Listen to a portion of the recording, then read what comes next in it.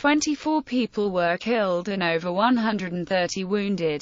Many of the victims were children, some of them infants. The Islamist militant group Hamas claimed responsibility for the attack. The attack, on August 19, 2003, a Hamas suicide bomber sent out by the organization's Hebron cell disguised himself as a Haredi Jew and detonated himself on an O2-egged bus traveling through Jerusalem's Shmuel HaNavi neighborhood. He blew himself up after entering the back door. The double-length bus was crowded with Orthodox Jewish children returning from a visit to the Western Wall. The huge explosion killed 7 children and 16 adults, among them an 8 months pregnant woman, and injured more than 130 people. The bomb was spiked with ball bearings designed to increase injuries on the crowded bus. Hamas said the bomber was a 29-year-old mosque preacher from the city of Hebron. Because so many of the dead were young children, the media dubbed it the children's bus.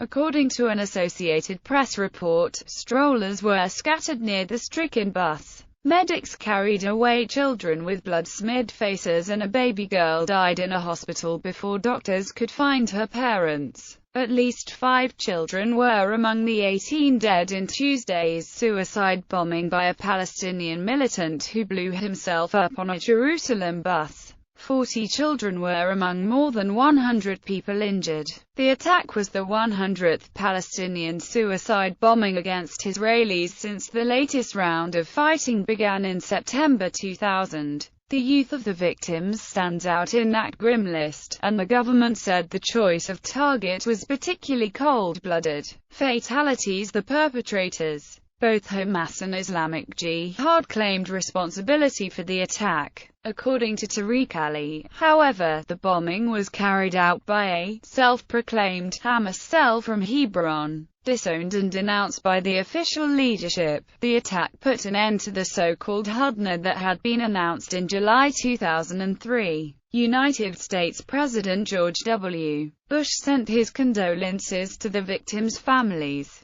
The European Commission also denounced what it called the devastating terrorist attack, and called on the Palestinian Authority to intervene to bring a halt to such acts.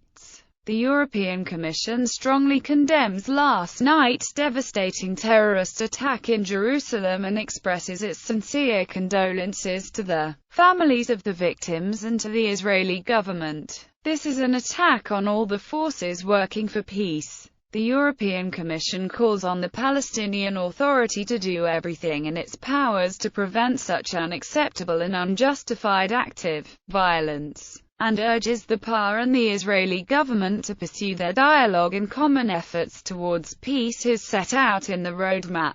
Aftermath. Following the attack, the Israel Defense Forces raided Hebron and killed or arrested several individuals who they said were involved in the planning and preparation of the attack. In 2004, a memorial plaque to the victims was erected in the Beit Yisrael neighborhood of Jerusalem. The name of the only non-Jewish victim, Maria Antonia Rislas, was engraved separately from the names of the other victims, with the title Mrs. rather than the title Sainted used for the Jews, resulting in some controversy.